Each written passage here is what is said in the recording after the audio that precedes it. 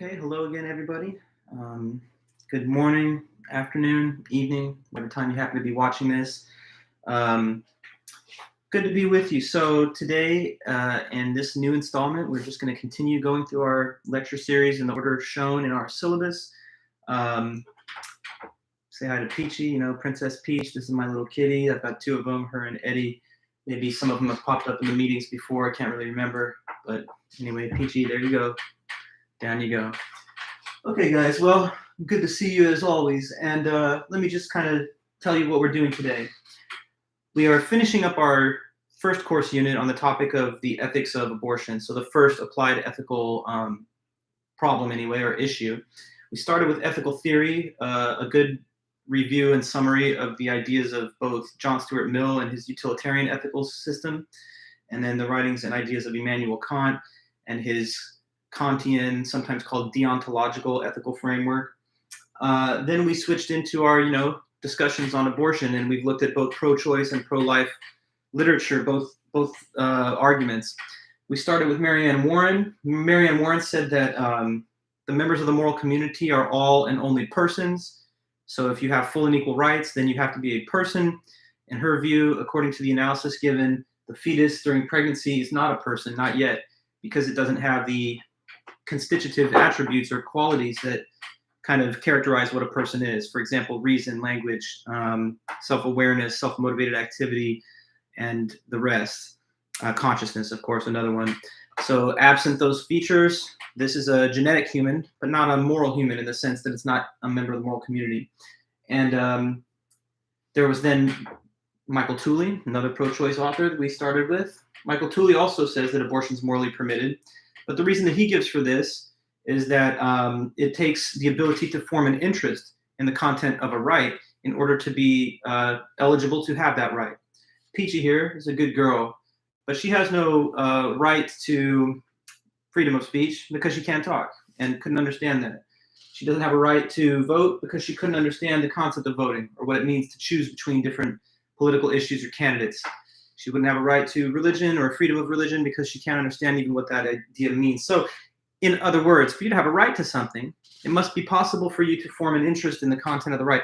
And that's why Tooley says that the fetus, at all stages of pregnancy, doesn't have a right to life, because in order to have that right, you have to have an ability to form an interest in continuing to exist. And, you'd have to therefore at least have this idea that there's a distinction between existing and not existing, that there's such a thing as death that could affect you that you don't want to have happen. But that's something that a fetus couldn't possibly be thinking of yet, since it has not even emerged into the womb and has no information about, the distinction between it and other beings, or the concept of the termination of life. So once it forms that interest, then it would be a rights holder over that concept of the right to life, but otherwise not.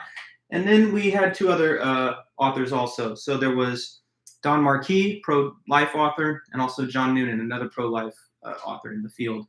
Don Marquis said that the thing that gives you a right to life is just the kind of future like ours that you could experience. So in his view, anything with a future like ours should have rights on that basis alone, because this is the kind of future that makes it wrong to kill an adult like me or you. Why is it so wrong?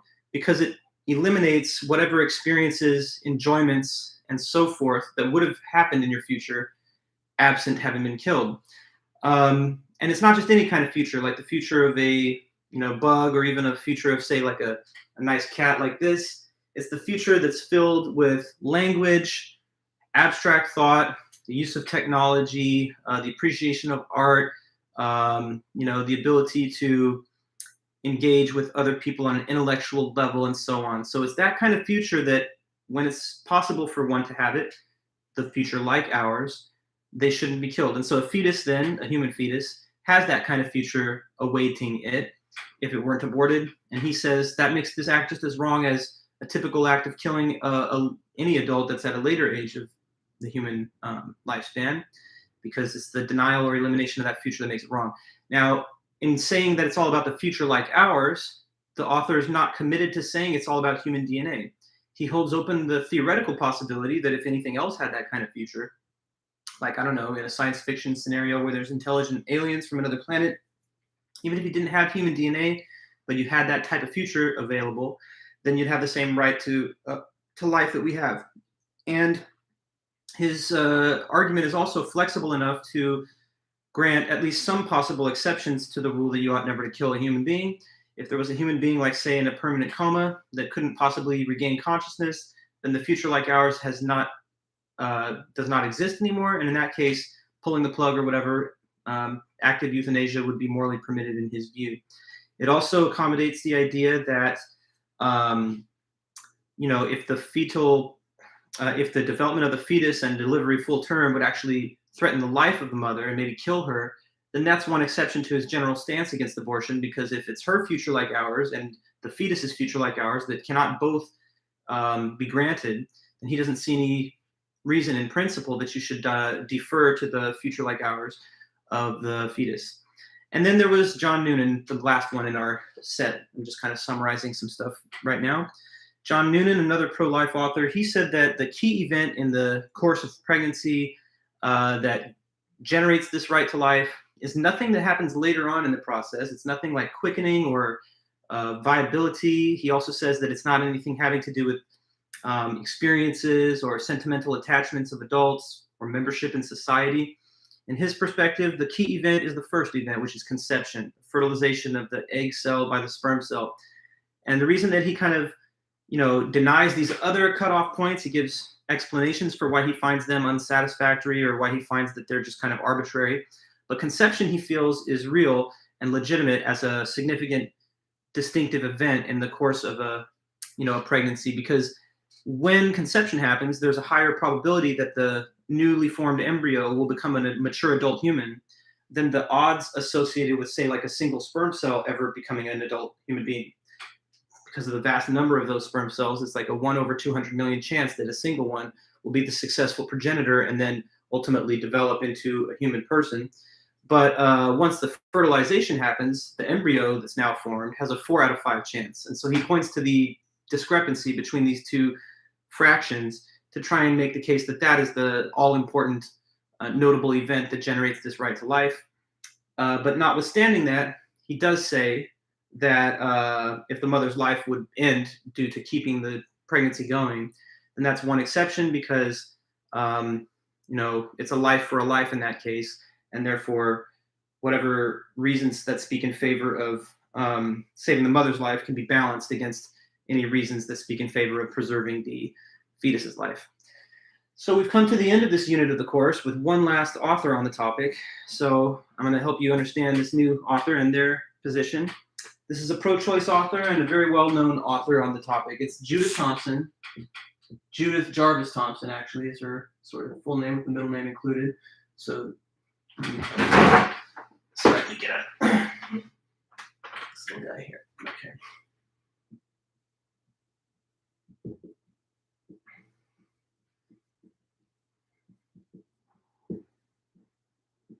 Judith Jarvis Thompson. Let me get the span of her life, because I believe that it's that she just recently passed in 2020. Yeah, so she lived from 1929 till 2020.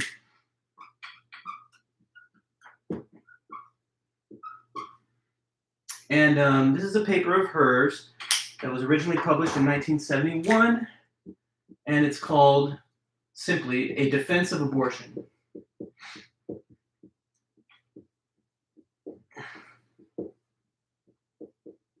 Okay, A Defense of Abortion by Judith Jarvis Thompson. Thompson is a very well-known mid-century, 20th century woman philosopher. She's American. She worked and taught for a long time and did research at MIT. And she's really well known in the field for having this impressive ability to craft these highly sophisticated thought experiments and hypothetical scenarios in order to advance the claims within her arguments. And you're going to see that same feature here in this paper of hers. So, A Defense of Abortion by Judith Thompson. So let me start off by just saying that she takes a kind of interesting, unique approach to making her case that abortion is morally permissible. Many of the other authors, the other two authors that we have referred to, whether it was Warren or Tooley, they both said that the fetus does not have a right to life. For Warren, the reason was that it's not a person, at least it's not yet a person.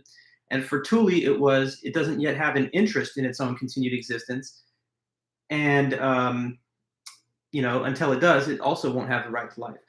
So those authors try to argue for pro-choice by saying that the fetus, if it's killed, it's not killing something that had a right to live in the first place. But this author, Thompson, tries to show that even if you concede the point to the pro-life advocate, even if you agree with him that the fetus does have a right to life, even from the very first moment of conception, she still thinks that does not establish that abortion is wrong. So in other words, she's going to try and do this. She's going to try and say, let us assume, as the pro-life person does, let us just assume for the sake of argument that the fetus does have a full-blown right to life from the very first moment of conception. And what she's going to try to show is that even if we make that assumption, still abortion, at least many or most abortions, are morally permissible. So regardless of whether the fetus has a right to life, abortion is still morally permitted. And that's a very, I think, interesting and unique approach to making the case, because she's kind of granting the concession that most people on the pro-life side want. She believes that from the pro-life perspective, they're too quick to jump from the idea that the fetus has the right to life to the further assessment that it's always wrong to get an abortion. But she says that little logical leap, it's not actually valid. Even when a fetus or whatever human being has a right to life, that does not necessarily establish the impermissibility of abortion. So again, she's going to make the case that yes, let's say the fetus has the right to life, but still it doesn't have some right to the use of the mother's body without her will, without her consent. Okay? So the right to life, she argues, is not absolute. The right to life only protects you against unjust killing, but it doesn't protect you against somebody refusing to allow you the use of their body in order for you to be gestated, as it were. So that's the big picture, but now we're going to get into all the details. They say the devil's in the details. So let's get into all those, devilish details. So just kind of giving you one point to consider as I write it up here on the board.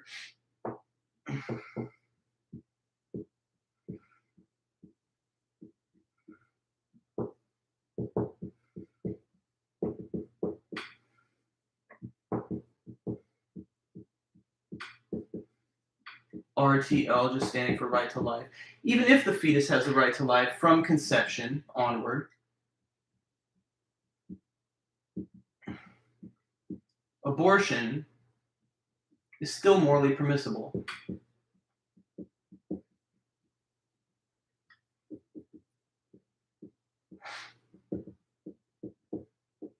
All right.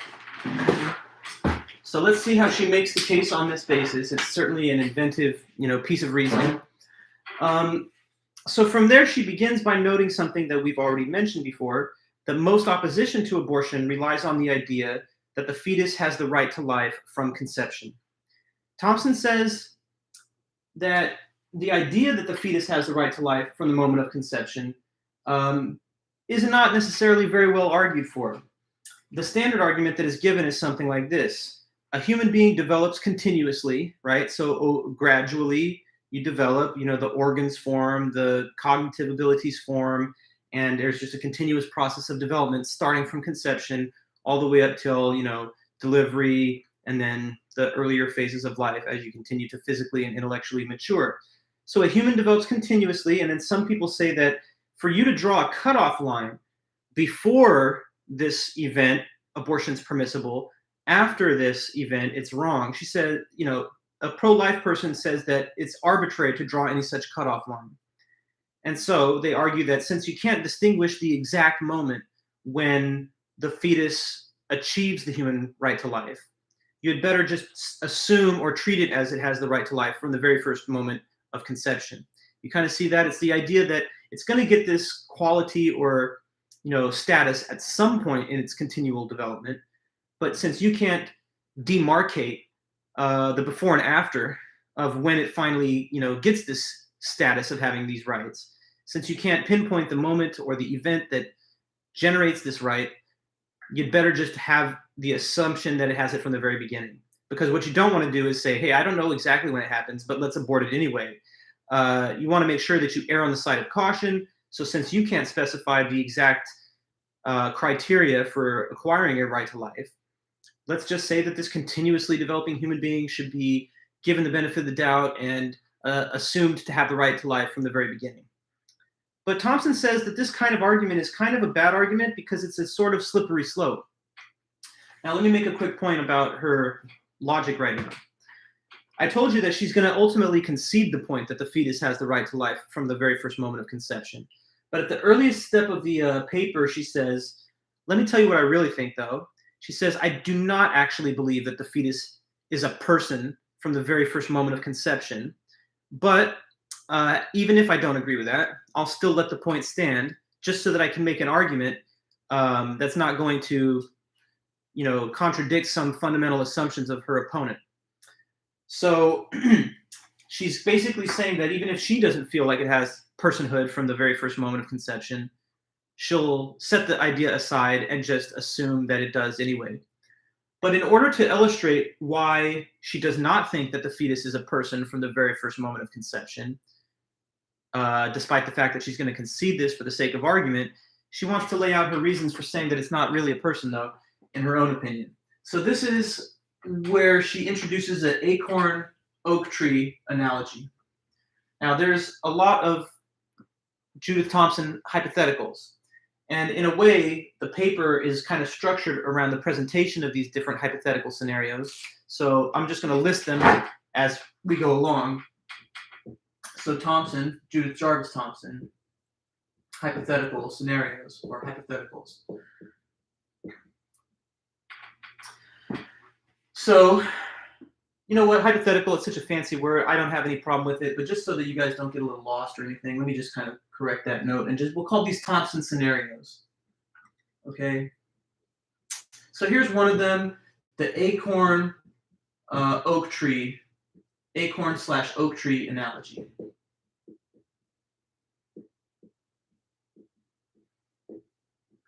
Okay, so now,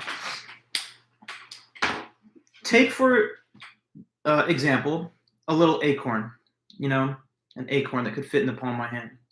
Now, this acorn has the potential to eventually be a big, majestic oak tree, trees and branches and leaves, birds maybe building nests in it, and it has a root system. Okay, so the little oak tree today, sorry, let me get this right, the little acorn today could potentially, down the line, if it fully develops, grow into this big oak tree, right? So starts as an acorn, down the line, given enough time, and etc., it'll become the oak tree. But she says this, is the acorn itself an oak tree? It has the potential to be an oak tree, but in its current state, just a little seed, it's not an oak tree yet. She thinks that's just obvious common sense. So in the same way, a fetus, it's like a primordial version of a full, mature human person that it will develop into. But she thinks it does not make any more sense to say that the fetus is a person than to say that an acorn is an oak tree. So it's just the same kind of fallacy on both sides. Even if it has that potential to be it later, it wouldn't really be reasonable to say that it already is just because it has the potential to become that thing later, So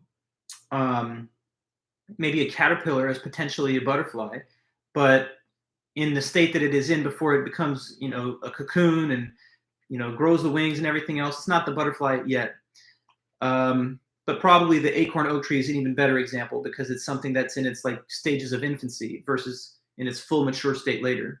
So she says if you follow her logic here that an acorn's not an oak tree, then on the same exact logical basis, you should probably assume or agree rather that a fetus is not in its current form a person yet.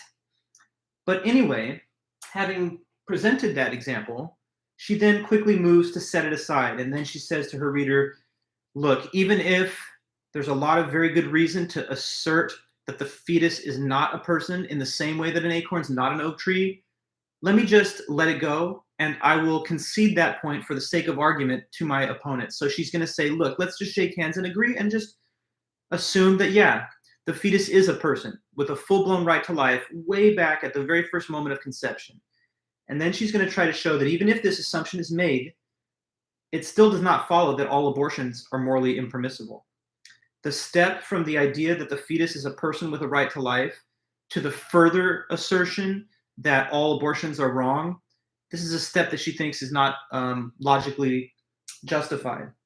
So, again, now is the real work of her paper. She's going to have to try and show all of us, the readers, that even if we grant that the fetus is a person from right from conception, even if we grant that, abortion is still morally permitted in many cases. Okay, so to explain her reasoning on this point, she asks us to consider a new hypothetical scenario. So now we get to the famous violinist scenario. The famous violinist. Okay. Now, like I told you to start the meeting, Judith Thompson is just very, very skilled in dealing with these highly elaborate hypothetical scenarios, thought experiments, examples. So here's another one. And let me just talk you through it because it's sort of got a story-like quality. Okay, so here I want you to imagine this. Tomorrow, I want you to imagine that, so like tonight, you just go to sleep in your bed like normal, no issues. But then tomorrow when you wake up, it's definitely something weird. You wake up and you're not in the same bed that you went to sleep in. In fact, when you wake up, you're quite shocked and alarmed because you look around you and you see that you're in some type of medical facility, okay? And you see these guys with like lab coats and, you know, a doctor's gown walking around.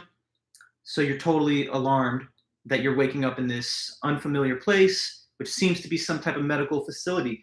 Now, as you kind of come to your senses and look around even more, you notice this also, that lying next to you in an adjacent bed is this person. And you are connected to them like through a series of tubes and wires and so forth.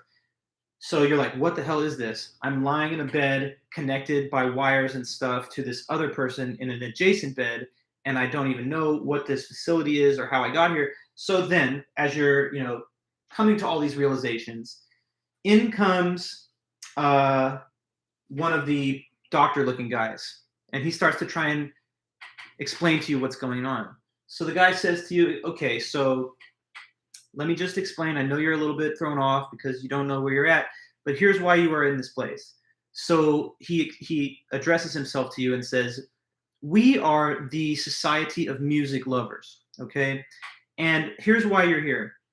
This man that is lying in the adjacent bed next to you, he is this amazing violinist, and he makes beautiful violin music. He's a great player. He's a maestro and a proficient violinist, and we love his music. The thing is, though, he's got a kidney ailment, right? He's got this rare problem with his kidneys, and he's going to die unless we get another person with the same blood type as him that can use their kidneys to filter his blood. And we did our research, and we found out that you, sir or madam, whatever, you have that, very rare blood type. So we took it upon ourselves to abduct you in the middle of the night. This wasn't voluntary. You didn't sign up for this. They just took you without your awareness, and they brought you here to this facility and connected your, vital organs and your kidneys to him.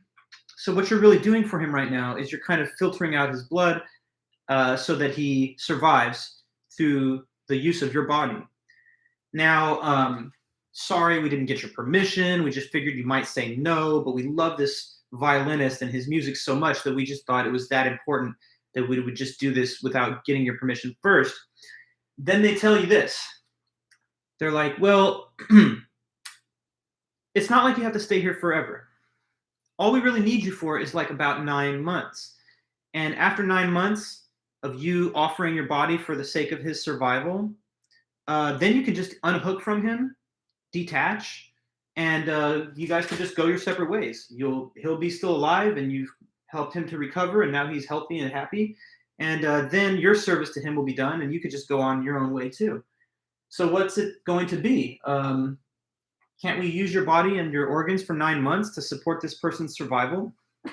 All right. Now, Thompson at this stage kind of breaks out and says to you, the reader, she asks you just a simple question based on your common sense and the way you think.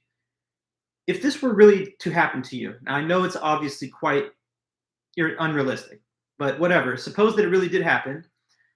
Question, do you think that you would have a moral obligation to remain attached to this person? Or do you think that it would be morally permissible for you to unhook from him and leave the facility, even if that caused him to die, right? Because now you're not going to offer him the use of your body. If you get up and leave, he's going to die. So they say that to you. They're like, if you really do want to go, I mean, I guess we can't stop you, but let's understand what's going to happen. If you leave, you're attached to him right now, and if you unhook before the 9-month period expires, then he's just going to die. So again, the question is, under those circumstances, would you feel that you had an obligation to remain in that position, or that you were within your own rights or morally permitted, entitled to just get up and leave? And I'm not sure what your thoughts are as you're hearing this, but Thompson does say that probably most anybody, just using common sense and intuition, would think that of course you are morally permitted to leave. Of course you're morally permitted to depart from this situation, even knowing full well that by doing so, it's going to, indirectly cause the death of the violinist. So why though? Why do you figure that you would be morally permitted to leave the scenario, even though it will cause the death of that other individual? It seems to be because you've given no consent to serve in this role. Again, remember the scenario involves you were taken unaware in the night and wake up in the facility attached already. It wasn't as if you said to somebody, hey, I'm going to sign up as a voluntary act to help support the survival of the famous violinist. So since it was done without your permission, without your consent, wouldn't you think that you're under no obligation to remain there for a 9-month period of time, even if in the end you could leave and after that time period he would survive? It seems that because you didn't sign up for this and it involves a significant burden to bear for the sake of this other person, that you'd be fully entitled to leave, even though it will cause this guy that's now attached to you to die. Now, next question. The violinist, the famous violinist guy. Would you say that he's a person with a right to life? And the answer is, of course, yes. This is not a fetus that you're attached to. In the hypothetical scenario, this is an adult human person. This is just a full-grown man, and he definitely has a right to life. If anybody has a right to life, an adult human being does. So that's definitely established. This person that you're attached to has every right to live. But look, even though he has a right to life, what he doesn't have a right to is the unauthorized use of your body for the sake of his continued survival. If he has a right to life, that doesn't include access to your body without your choice to allow it to be used for that purpose. So in the same way, if you have a fetus that you're pregnant with and it's not been given permission to be within the womb, then you're entitled to evict it from your body, because now it's like this unwanted guest within the body that you've not given permission to have there. Now, some of you might be hearing this and you're thinking, well, many cases of abortion are not like that because it's generated from a voluntary act of intercourse.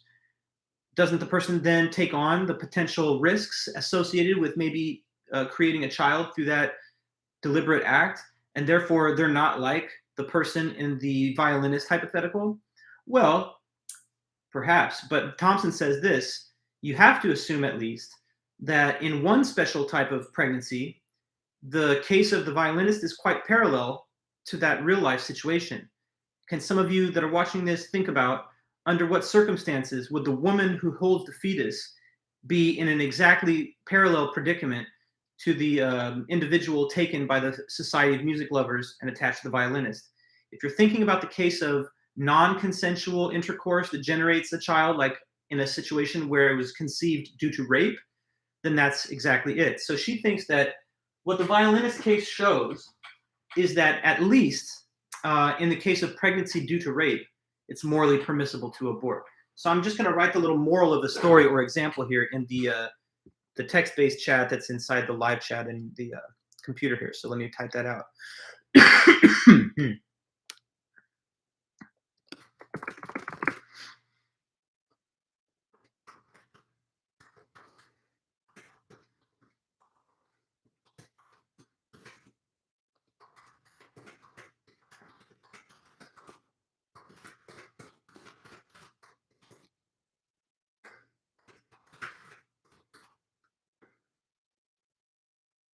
Okay, so the upshot of this entire example is simply to show that if you concur, if you like agree with the idea that you're not morally obligated to remain in the position supporting the life of the violinist because you didn't choose to be put in that position, because after all, it's your body, and if you don't want to let someone use it for 9 months, even if they need it for survival, then you're free to not allow it. If you believe that you're morally permitted to escape that situation causing the death of the violinist, then she believes you're consenting, or I shouldn't say consent, but you are agreeing to the same concept that if a woman was impregnated due to rape, then she also is morally permitted to abort. Because in a case where one is impregnated because of rape, then just like with the violinist case, you have, let's say, a person with a right to life that's within your body, but you've not made any deliberate decision to allow them access to the use of that body. So you'd be exactly parallel to the case of the violinist who, like you, if the person were a rape victim, has not agreed to take any actions that might have led to the outcome of another human person with a right to life needing their body for survival. So notice that in this whole discussion here, we've been assuming throughout that the violinist is a person with a right to life. And even if you think that the fetus is a person with a right to life, fine. But according to Thompson, common sense knows that even if you're a person with a right to life, you don't have the right to the use of another person's body without their permission, even if it's necessary for your own survival. Now, she also says that even if it wasn't a 9-month period of time, suppose that it was just a couple of weeks or even days, she thinks that your right to bodily autonomy, meaning the right to choose what you do with your body and when, it's so significant that you're not obligated, you're under no obligation to offer the use of this body to any other person for any amount of time, even if it was needed for their own survival. So, you have the right to refuse the use of your body to another person if you've not allowed it to do so voluntarily. So in this case, the violinist is parallel to the fetus. The victim abducted and attached to the violinist is parallel to the female victim of rape who has a child conceived through that act of rape. And in either case, because consent was not obtained to place the body in a way that's serviceable to the survival of another person with a right to life, then you're fully entitled to withdraw from the situation. In the case of the violinist, withdrawal from the situation means unhooking these wires and getting up and leaving. And in the case of abortion, it means terminating the pregnancy that, if it was caused by rape, you didn't agree to have in the first place. So, again, she takes this case to show that abortion is permissible, even if the fetus is a person with a right to life, at least in the significant case of rape. She says here that anyone who says that that person is obligated to remain attached is just being unreasonable. I mean, imagine if a person said no. Once they attach you to the violinist, it doesn't matter if you agree to it or not, because now unhooking from him is going to cause their death, and that's just so wrong that basically you're stuck and you have to endure this sacrifice. Sacrifices involved with allowing the use of your body to another for the sake of their survival is something that you're entitled to choose for yourself. And since you've not chosen to take on this burden, you're free to free yourself from it. Now, some people, though, they have a more extreme view, she calls it extreme pro-life view. Some people would say that, even if it was going to kill the mother, then she should still be obligated to carry the pregnancy full term. Now, we haven't seen too many pro-life authors like that. The two that we studied, Noonan and Marquis, they both go out of their way to say that that's an exception to their general argument that abortion is wrong, but it's morally permitted, they think, at least in one case where the mother's life would end if she delivered the pregnancy full term. Thompson wants to show another example now to illustrate why she thinks that it's also morally permissible to abort, not just when it's pregnancy due to rape, but also when it's a life-threatening pregnancy, like an ectopic pregnancy, as sometimes can happen. So to illustrate this next piece of reasoning, she gives us another example. And this example is of the expanding baby. Okay, so let's go over that one.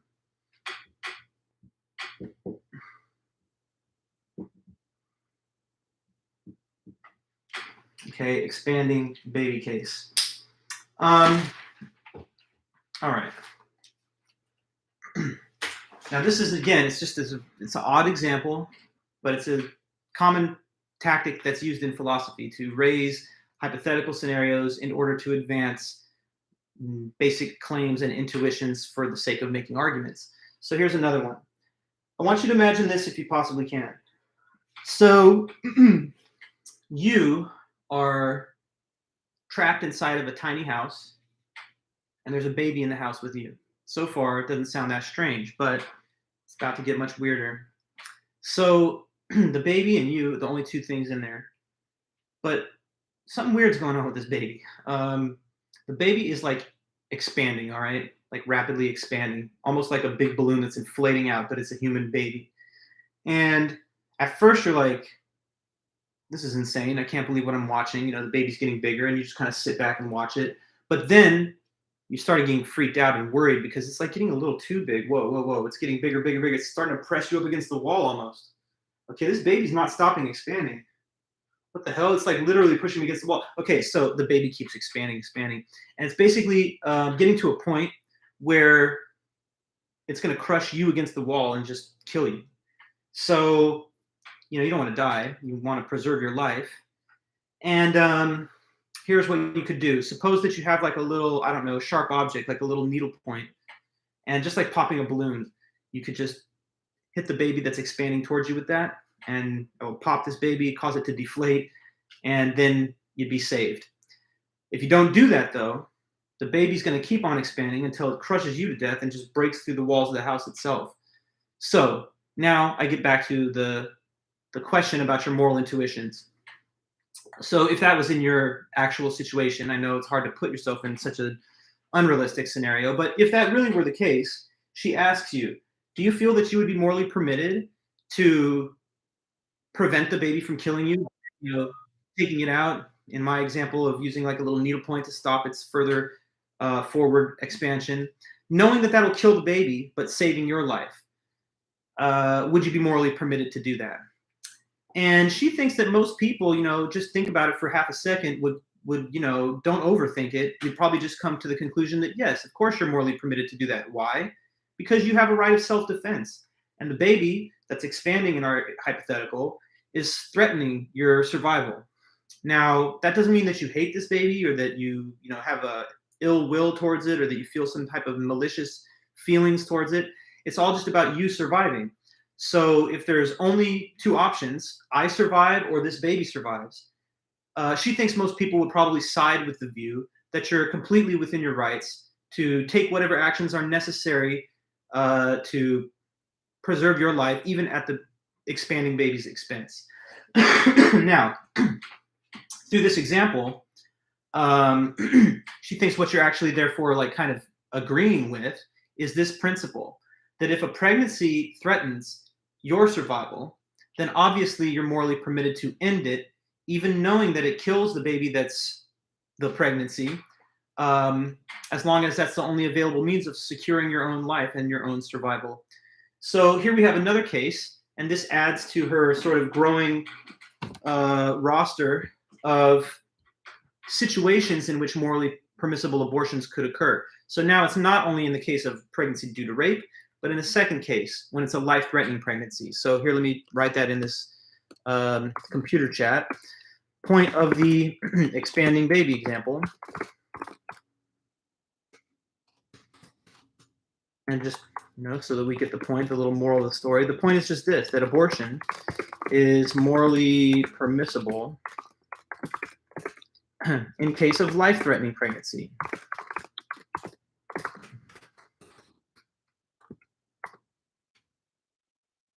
All right.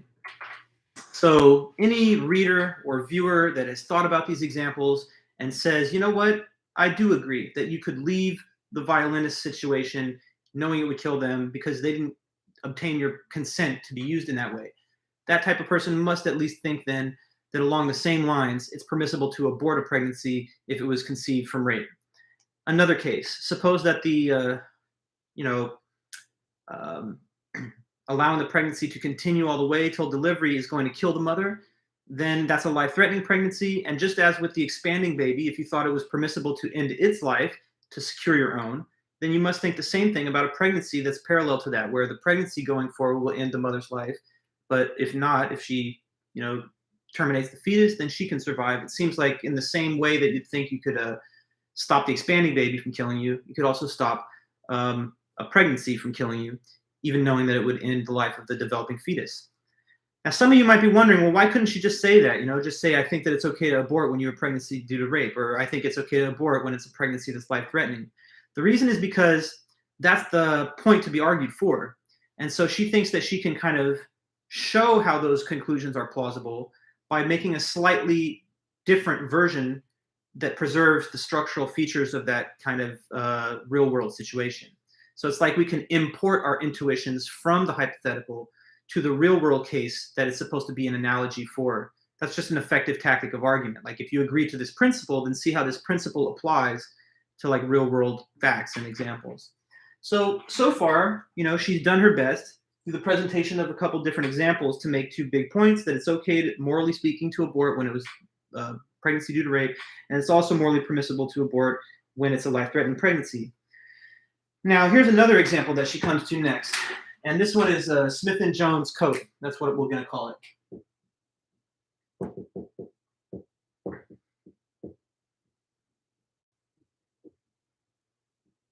All right, so imagine this.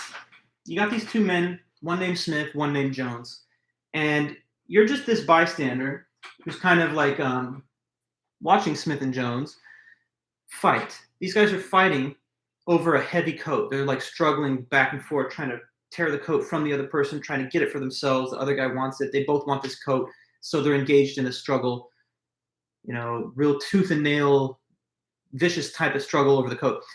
Now, why are they doing that? Because I want you to pretend that they're in the midst of like some kind of complete Arctic frozen, wasteland, and it's so cold that whoever does not obtain the coat, because it's so heavy and warm, this coat, whoever doesn't come away with it is basically going to freeze to death and die of hypothermia there in this frozen sort of winterland.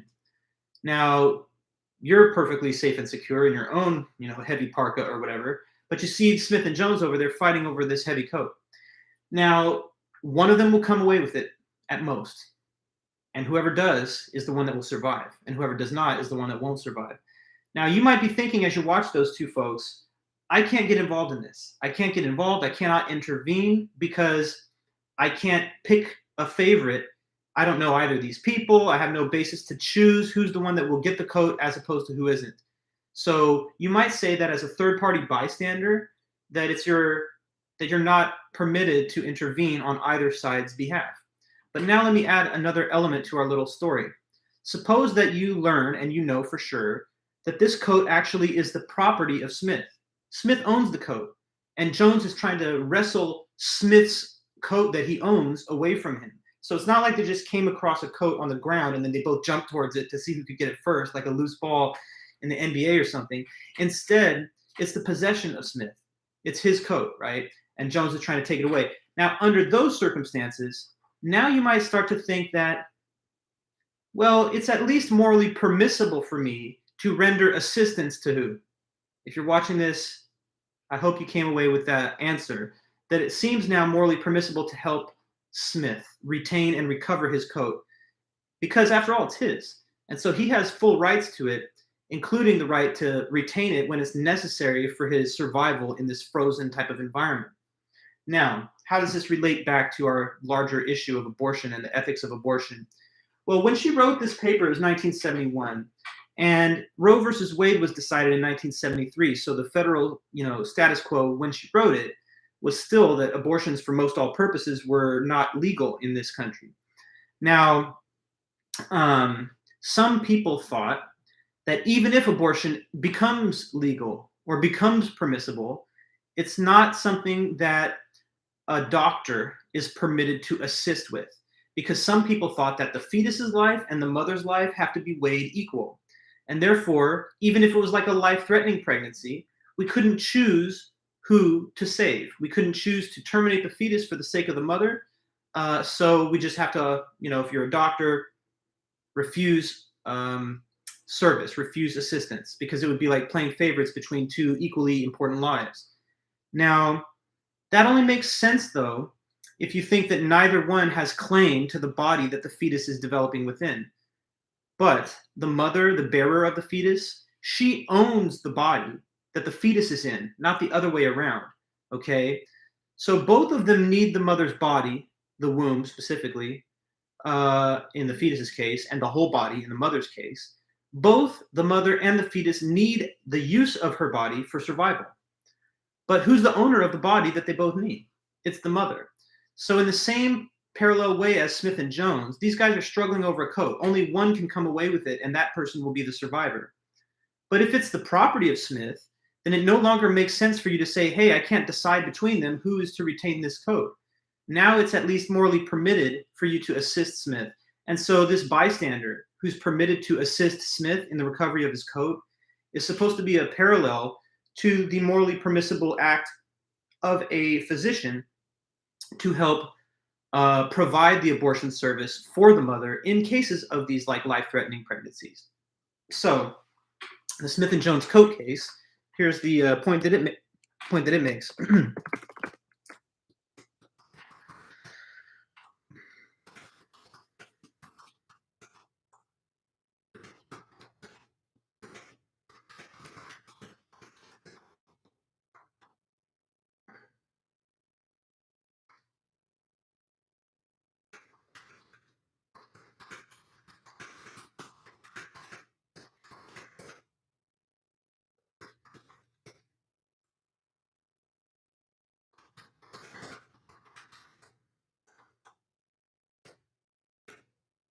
So there you see in the text, point of the Smith and Jones case to establish that it's morally permissible, not just for the mother to abort herself, like, I don't know, there were all these crude and really just sad methods of self-abortion that some people would try to use before there was this safe and accessible medical way of doing it. Some people use the coat hanger. Some people will try to take pills or drink too much or cause damage to the womb area in order to hopefully induce an abortion on their own. But what she's saying here is that it's at least morally permissible, not necessarily obligatory, because some physicians may have their own objections to performing the service. But if there's a physician that would like to assist a woman in performing an abortion, especially in the case where it was life-threatening, like as parallel to Smith and Jones coat, then they would be permitted to provide that assistance because, once again, she is the owner of the body that is needed by the fetus for survival. The fetus is in her body. She's not inside of its. So that means that she must retain the right to, maintain her own existence, even at the expense of the fetus, since after all, the fetus is using her body for its survival. And since she owns that body, she can choose whether or not she wants to allow it to use it or not. So we have now another case, the Smith and Jones coat example. Again, the Smith and Jones coat, it doesn't establish that a physician is obligated to assist, only that one permissibly may do so. Not that they must, but that they may if they wish. And so if that reasoning is sound, then both the mother and the third party may abort in at least those two cases mentioned of rape and life-threatening pregnancy. But some of you watching this may be thinking, well, that still leaves so many cases unsettled. There's so many cases still where the woman's life is not at stake or where she was not raped. To discuss these, we again have to ask what exactly follows from the right to life that we are just stipulating that the fetus has, as she does in the article. The right to life, she says, it's not the right to be given the bare minimum of what you need for continuing to survive. It's the right to not be unjustly killed. So, like, right, I have a right to life, and so you do, the viewer. But even if I have a right to life, I don't necessarily have a right to someone's assistance to help me continue surviving.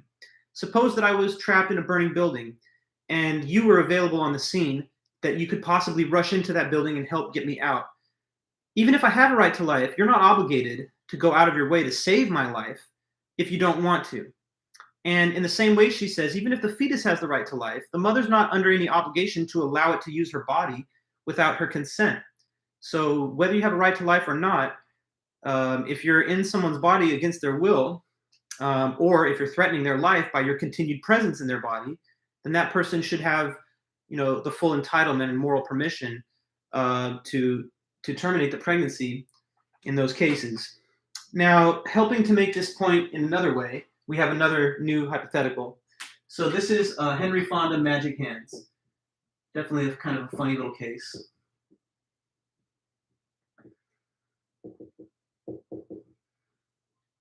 Henry Fonda, Magic Hands. Okay, so she wrote this back in the early 70s, and the Hollywood A-list celebrities have kind of changed a lot, obviously, over 50 years, right? But back then, there was this well-known actor named Henry Fonda.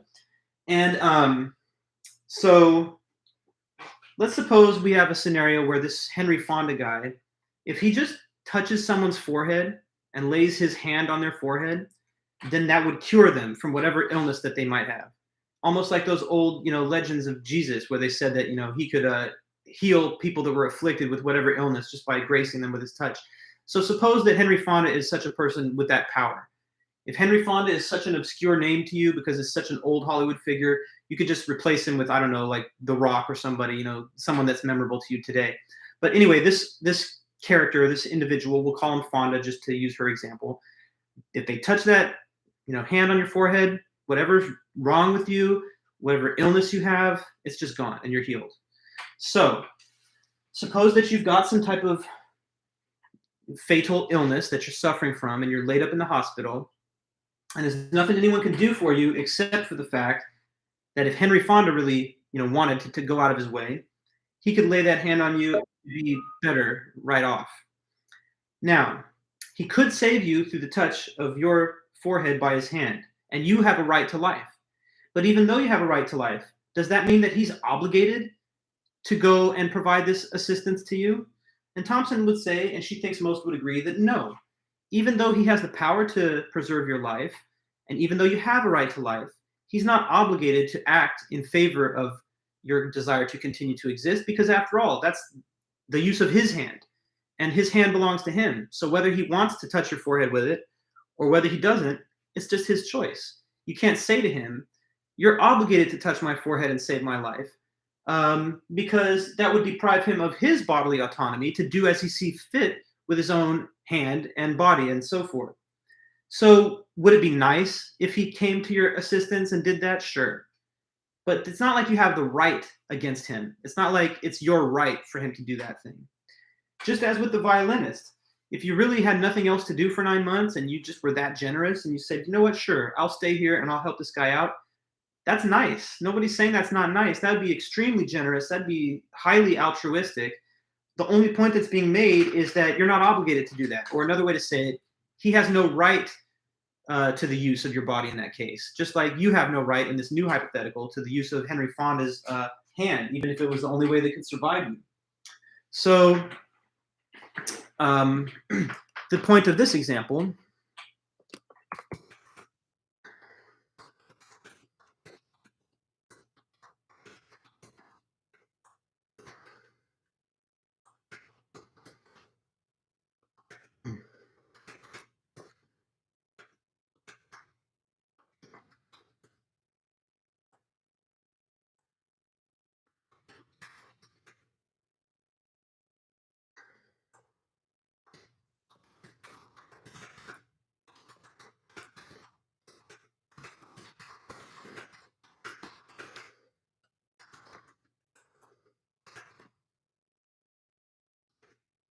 okay, so let me just last little edit. Okay, so it says there, the point of that example is that it's only impermissible to deprive someone of something that they have a right to. So in the Henry Fonda case, say he's depriving you access to this hand. Well, that's not a violation of your rights because he's depriving you of the use of the hand, but you have no right to the use of this hand because it's his.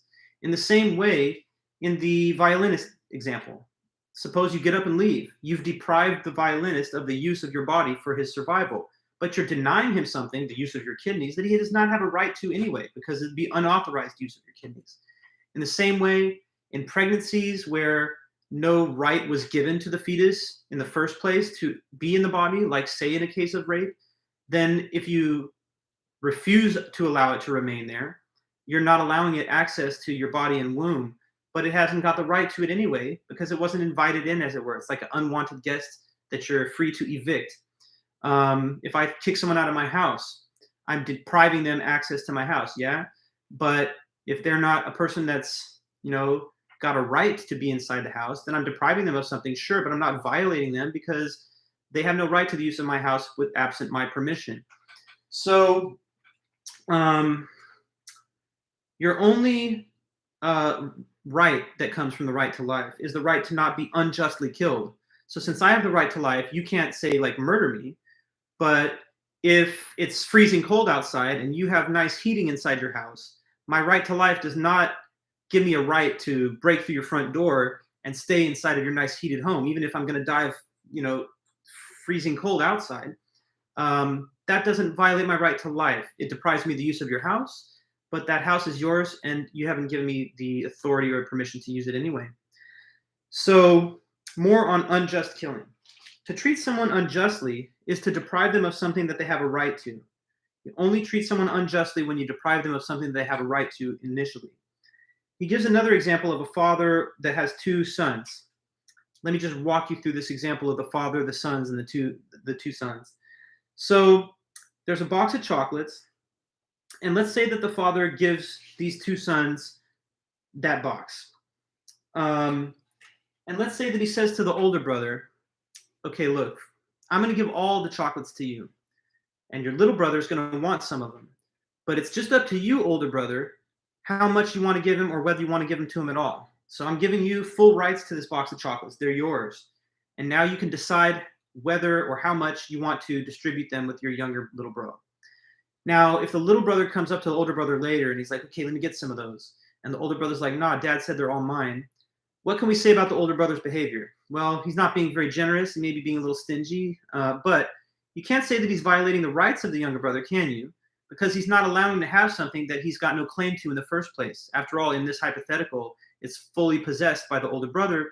And if he deprives this from the younger, it's just not giving him something, but it's not giving him something that he didn't have, that he has no right to anyway.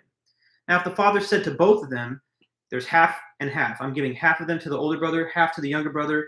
I'm just allowing the older brother to do the dividing between the two sides. So you get to sort them out, but your younger brother is entitled to half.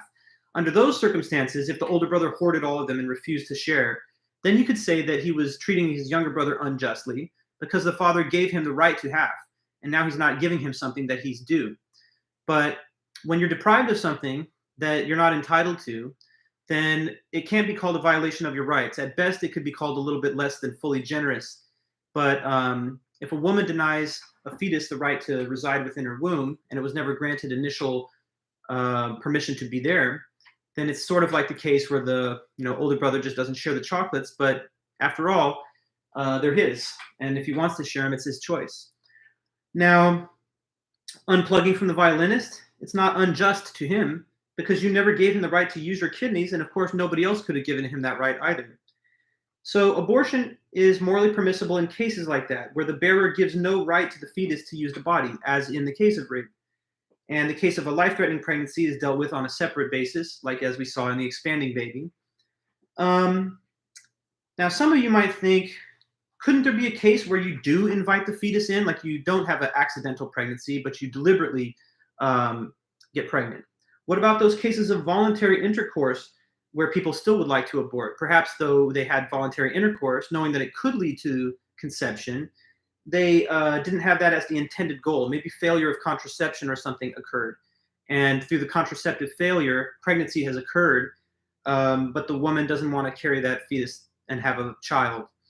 We haven't dealt with that case yet. And you might think, all she's established to this point is that a very small minority of abortions are morally permissible. Because if you look at the statistics that we were looking at prior, it's actually a very, very small share of all abortions, at least in the large picture. It's a very small share of them that are done for either the reason of rape or life-threatening pregnancy.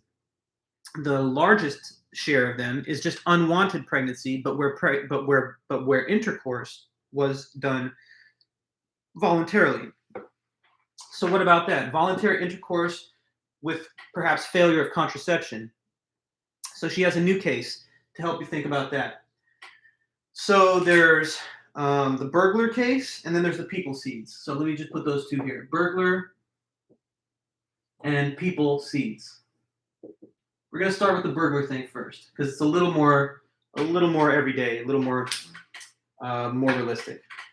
Okay, so imagine this: a person has a house, and they one day leave the window open because it's kind of stuffy. Maybe it's a hot summer and they want airflow coming in. So they want that nice breeze. They open a window. Now, while they are away for a moment, a burglar climbs up in through the window. And it's in the house. The burglar's in. Now, the person that owns the home comes back and sees the burglar just chilling in their house. And they're like, what the hell? Get out of here. You're not allowed to be in here. You're trespassing. What if the burglar said, I mean, come on, you say that I'm not allowed to be here, but who left the window open? I mean, if you didn't want a burglar in your house, you should definitely not leave the window open. When you leave it open, you know that it's something that could happen, that someone could get in, and here I am, I'm here. So because you left it open, you assume full responsibility for me to be here. So I think I'm free to stay as long as I want, actually. I'm not leaving.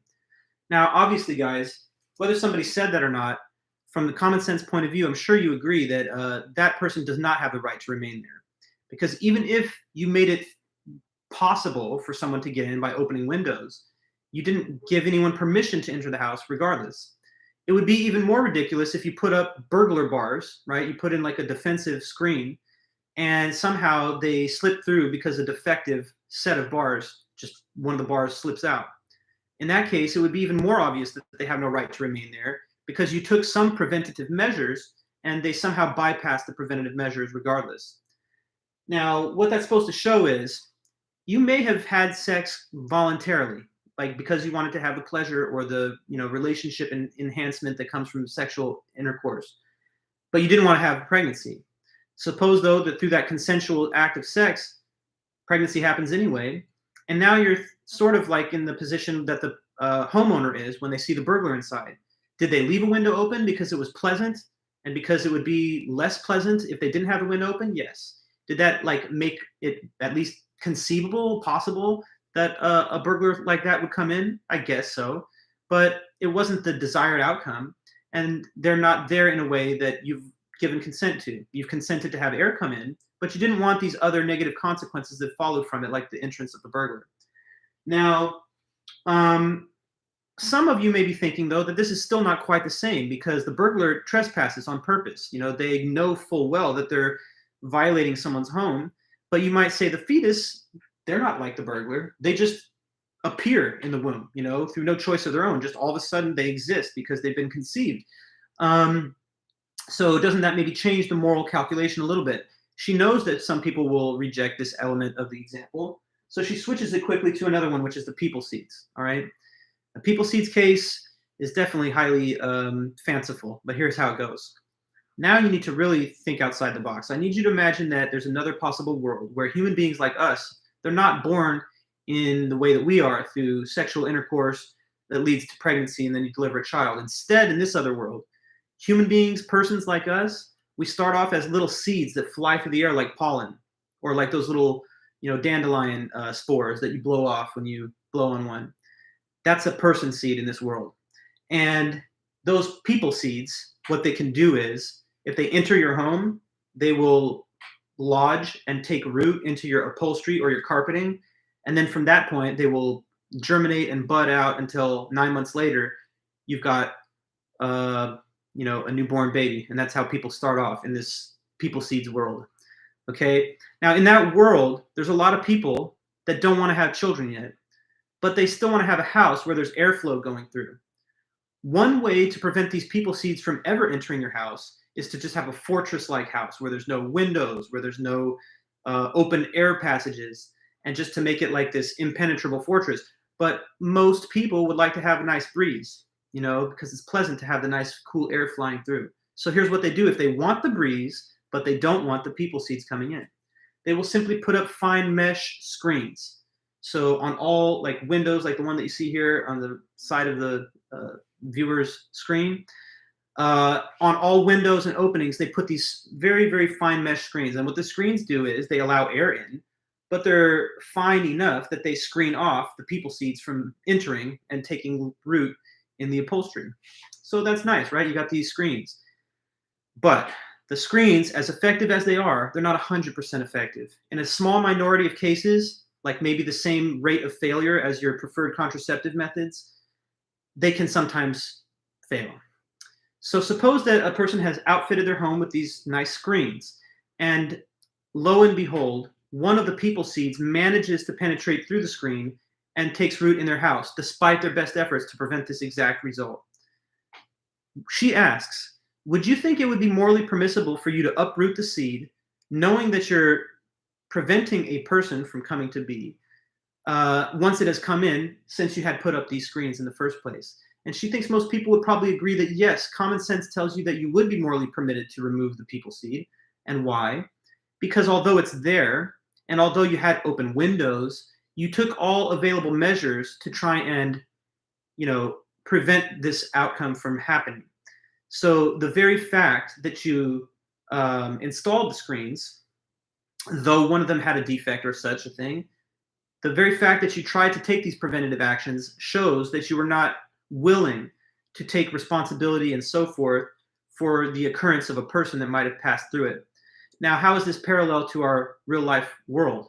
She thinks that the people seeds and to some extent the burglar case show again that it's morally permissible to abort in a case of pregnancy due to failed contraception. So let me put that point here in this chat. Point of the people seeds case.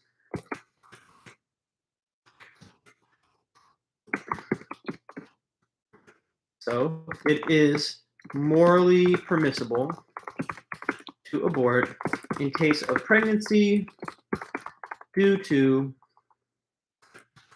failed contraception. Okay, so the screens, right? Hopefully you're tracking this. These screens are supposed to be like a metaphor or a symbol for contraceptive methods. And the people seeds that could pass through those screens are supposed to be a metaphor or a, you know, supposed to represent the possibility of conception happening. Now, the conception could occur if the screens were not even there and the seeds just passed through easily and went into the carpet or upholstery. Or it could be prevented by the screen that blocks it, just as a person can have sex, right? And that prevents the male gamete, like say a condom was used. It's supposed to prevent the male gamete from gaining access to the female egg cell. So sex and the pleasure of it is available without the byproduct the person doesn't want, which is responsibility financially, legally, and morally for a child and its care. So if you thought that the very fact that you deployed the contraceptive methods showed that you have no intention to keep a child, and that if one somehow comes to be, despite the contraceptive methods being used, then this holds the same kind of structural features as seen in the people seeds case. So those that agree that you can uproot the people seed after it's passed through a defective screen must also feel likewise that you're entitled to abort if pregnancy happened despite your best efforts to contracept the pregnancy using whatever contraceptive method that was available. When we talk about contraceptive methods, you know, sometimes people use the old traditional rhythm methods and the withdrawal method, pull-out method, as some people call it. And even if that's not a very wise or, I would say, effective way of going about preventing pregnancy but still having voluntary intercourse, it is something that people sometimes do. And so if you construe very broadly the concept of contraceptive method to include all available methods, including those, then this new case really goes a long way towards establishing the full permissibility of abortion in almost every case. Because now what we've added to our roster of permissible scenarios is not just rape, not just life-threatening pregnancy, but the much larger share of actual abortions, which are done in the case of pregnancies that result from consensual and voluntary intercourse, but where some contraceptive method didn't work. Okay, so we say rape, life-threatening pregnancy, and failure of contraception, even when sex was voluntary. Sometimes people say, well, you don't want a child, don't have sex. If you have sex, you're basically taking all the risks, and you should be burdened with the responsibility if those risks materialize in terms of having conception occur. Whenever I hear people say that, though, I kind of almost laugh to myself, because is that person a virgin? I mean, you're kind of a hypocrite if you say, hey, you don't have sex if you don't want to have a child, but meanwhile, I'm going to keep on doing that. And to be honest with you, most people are sexually active. Most adults at some point in their life, they find a partner and they want to have sex, not for having children. I mean, probably a lot of you people at your age group watching this, it might be like a nightmare for you to get pregnant at this current time in your life if you're not really ready for it. But most people are also not saying, hey, I want to remain celibate until that happens. So it would be a bit of a double standard for one person that's sexually active to say that other people who maintain their sexual activity but accidentally get pregnant should have to carry those children full term. Anyway, then, that's the People Seeds case. Let me see if I have a little bit more from the book here to kind of add to that. The screens are sometimes defective in a very rare case, and if so, the seed can penetrate through and take root in the home. If it does, she thinks it clearly lacks any right to use the house, even though you willingly opened the windows and kept a carpet. It's wrong to say that you could have foregone the breeze and the carpet, just like it's wrong to say that a woman that doesn't want to have sex, doesn't want to have pregnancy, should just not have sex. And so anyway, after all those cases are given, she concludes that in all those examples, what we've established is the moral permissibility of many pregnancies, those that are unintended, those that are due to rape, and those that are life-threatening. Nonetheless, she wants to concede one thing to her pro-life opponent. She wants to concede the point that although abortions are generally permissible in all these cases she's mentioned, that they could still be more or less indecent. So indecent is different from immoral. Something can be morally permissible, but still not exactly decent. And she uses the term indecent and how indecent the act is with reference to two factors. So here's the point I'm putting in this chat. Some abortions, according to Thompson, may be permissible, but yet, quote unquote, indecent. Now, how indecent a given abortion is depends on two factors, she says. Okay, one, time left until delivery. Okay.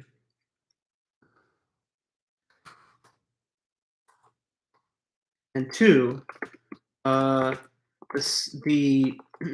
seriousness of the reasons that she has for wanting an abortion. Okay, so suppose that a woman is, she's pregnant, and she's carried the fetus all the way up until, like, say, 8 months. But then she realizes that she had a vacation booked for Europe right at the beginning of the 9th month, and that it would be just too difficult to travel with the big pregnancy that she's carrying. So she wants to abort late in the pregnancy just because she doesn't want to have to cancel this flight or this trip. Now, if it was, say, an unwanted pregnancy in the outset, like maybe failure of contraception caused her to be pregnant, and it's only late in the game that she's starting to think about whether she really wants to keep it going. Now she says that as we're approaching the time till delivery, the amount of remaining burden that she has to bear is getting smaller and smaller because she's already endured so much burden throughout the first, say, 7 or 8 months of the pregnancy. So as we approach closer to delivery, she thinks that the choice to abort later is increasingly indecent. It's way less indecent if it's very early in the process, because there's so much suffering, pain, physical burden, etc., that is yet to be experienced. But if she's already undergone, like, 80% of the time period of pregnancy, and she just doesn't want to be burdened with the last portion, then she thinks that that can start to vary the degree to which we call this indecent. And the other thing is the triviality of the reason given here. It's not like she does it in the 8th or 9th month or 7th month for some kind of very important reason, like all of a sudden she's become financially destitute, or all of a sudden her husband that was with her has died tragically. It's just that she wants to continue to have the option to take this European vacation. So as the reasons get more trivial, and as the time to delivery gets shorter, she thinks that that can increase the degree to which we call the abortion indecent. But regardless of whether it's indecent or not, it still doesn't change her baseline assessment that it remains morally permissible to abort, as long as it was either unwanted, either through rape or failure of contraception, or life-threatening. As an example of indecency where you're still morally permitted to do the indecent thing, go back to our case of Henry Fonda with the magic hands and all that, or if you wanted to make him be Dwayne The Rock Johnson. So if he's on the East Coast and you're over here in California, say he's like filming a movie over there, something like that, and he hears that there's one person suffering from an illness that if he was to fly all the way out from the East Coast, go to the hospital, quickly tap their forehead, then they would be saved. Now, it seems like it's a significant burden for him, isn't it, to make all those arrangements? It would significantly compromise his schedule. He may have to take time off work, or, take a loss on some income or wealth that he could have otherwise gained to make time and space to come and perform this generous act of the hand thing. So it's not really that indecent if there's all this burden that he has to undergo to help provide you with that assistance. But now let me ask you this. What if Henry Fonda or whoever was already visiting someone else in the hospital, and you just happen to be in the next ward, and then you catch word of it? You're like, oh, Fonda's over here, the guy with the hand thing? Hey, Fonda, come right over here. Touch my forehead. You're already here, man. It's like so convenient for you. It's not going to bother you at all. It's just like a half second of time, and then you save my life. Now, suppose that Fonda comes over into your little hospital area. This is funny to me. And he's like, oh, this hand? Like, touch you on the forehead with it? Like that? Or you want me to do it, don't you? Think I'm going to touch you? But it's my hand, and I just kind of don't feel like touching you today. Now, the fact that he's kind of like hovering over you with the hands, and that he could easily just take a half step closer to just do it, and he's denying you now it seems like it's, what, guys? Way more indecent than when it was significantly more burdensome for him to achieve the same outcome. So as the ease of providing the life-saving assistance to the individual that's not entitled to it gets easier, then the refusal to perform the act gets more indecent. So in the same way, the mother that's looking ahead at a 9-month pregnancy and aborts early, and it's unwanted for whatever reason, it's morally permissible, and it's also not really indecent at all, because there's so much difficulty that would be involved in carrying the process all the way forward. But if she's looking at ending the pregnancy late in the pregnancy for comparatively insignificant reasons, then we would say that starts to scale up the level of indecency, even if it remains morally permissible, because after all, you're within your rights to withhold on actions that other people may want you to do, but they're not themselves entitled to, especially if they involve the use of your body to provide them with the desired act. So this kind of closes the whole discussion of the Judith Jarvis Thompson. She kind of makes one last mention. She says that in the law, you're not legally obligated to be a good Samaritan.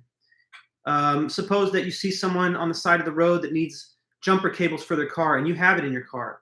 And you could not easily, but at some cost of time and energy to yourself, you could pull to the shoulder and give them that jump so that they could be on their way. That would be a very nice thing to do, right? But are you legally obligated to do it? Of course not, because that would compromise too much on your entitlement to do as you see fit with your time and freedom. So if we don't require people to be good Samaritans in law for those purposes, then she thinks it would be an inconsistency in the law to obligate women who have unwanted pregnancies to be like an amazing Samaritan to the fetus that's using their body without their permission. Because that would be like saying you're obligated to endure a long term of pregnancy of 9 months with all the physical changes that it involves to your body and all the other, morning sickness and everything else that comes with pregnancy, you're obligated to undergo those burdens for the sake of a being, even though it's just an act of kind of charity to them, since they're not entitled to use your body in the first place.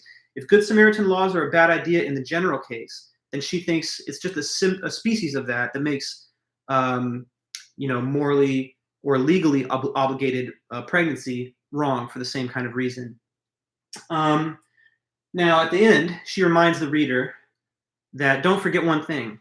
Throughout the whole paper, she's only been assuming for the sake of argument that the fetus is a person with the right to life, just to strengthen her argument, right? Because if you can show that abortion is permissible, even if you concede that like fundamental premise to your opponent, it would seem that the position's on much stronger ground. But she reminds us at the end that she's only been saying that just for the sake of argument. And in reality, she really kind of holds more to the view of the acorn oak tree analogy, which is that although this may have the potential to be a person, it wouldn't make sense to say that it is a person full stop from the very first moment of its conception. Just like an acorn is not yet an oak tree, even though it has the potential to be that later. So having now finished our discussion of Thompson, I just want to close with this last comment, because remember, Thompson and Noonan is another option for your paper prompt. You might write on, compare and contrast their arguments on either side. And one element of it is, what might Thompson say to Noonan in response to his position? So Noonan's overall position, just to sort of summarize it, is that a fetus acquires the right to life at the very first moment of conception because of this like leap in the probabilities that it will become a mature person from the before and after of conception, comparing the odds of a single sperm becoming a person versus the odds of an embryo. It's 1 over 200 million versus 4 out of 5. Okay. So what Noonan's trying to get across is that the fetus is a person with the right to life from conception. Now ask yourself, how might Thompson reply back to that? Well, I think we can say now. Thompson would be like, well, so what? I've agreed with you. I agree, let's say, that the fetus is a person with the right to life. And we can say that it is one all the way back at conception. But even if that's true, this person with the right to life is kind of like trespassing in the body of the woman if it's an unwanted pregnancy that she's not granting the use of her body to the fetus. So in the violinist case, the violinist is a person with the right to life, but it doesn't have the right to use the woman's body unauthorized. So she can remove, or he can remove themselves from it. That's another nice thing about the violinist analogy. It's gender neutral. You don't have to be a woman to imagine yourself in the situation of the person that's attached to the violinist. So sometimes I, speak to male students on these topics and they say, well, I don't have a womb, and so this debate is not for me. This is only for women to decide on. But you can at least kind of understand the predicament that a woman finds herself in by thinking of some of these, interesting hypothetical scenarios, because it's exactly the same, whether you're attached to this violinist that's got no right to use your body, or a woman's been raped and now there's a fetus within her that's got no right to use her body either. You can kind of maybe relate a little better through the framework of the example that's being given. So I think that Thompson would probably say to Noonan, fine, let it be that this is a person with a right to life. But that doesn't settle all the questions as to whether every abortion is wrong. Many abortions are still permissible despite this reason, that it's a person with the right to life, because being a person with the right to life doesn't give you the right to use people's body or for them to bear significant burdens for the sake of your survival, unless they want to do that. And one other thing I think should probably mention is that, Noonan calls out these statistics, that it's a 4 out of 5 chance that it'll become a person in the ordinary course of events. And I feel like she might say, well, look, even if it had a 100% chance, or that it's already a full-on person with the right to life. The question is whether it has the right to use her body, not whether it's a person or not. Let it be that it's a person, but without the right to use her body, if it's unwanted, then she remains at liberty to, evict it from that body, in the same way that you're at liberty to detach from the violinist, or to uproot the people seed, or to kick out the burglar, and all these various examples we've heard. So guys, I think we've had a nice thorough discussion of the Thompson material, and now I'm just going to close the stream. But stay tuned. Next week we'll begin on a new subject, which is drugs, drug prohibition, recreational drug use and legalization. And we'll try and consider the moral permissibility of different policies, whether they be criminalization or arguments that advocate decriminalization, etc. So then, guys, thanks again. Keep watching, and if you need anything ever, just let me know. But for now, I'm signing off, and I'll see you soon. Okay, bye-bye.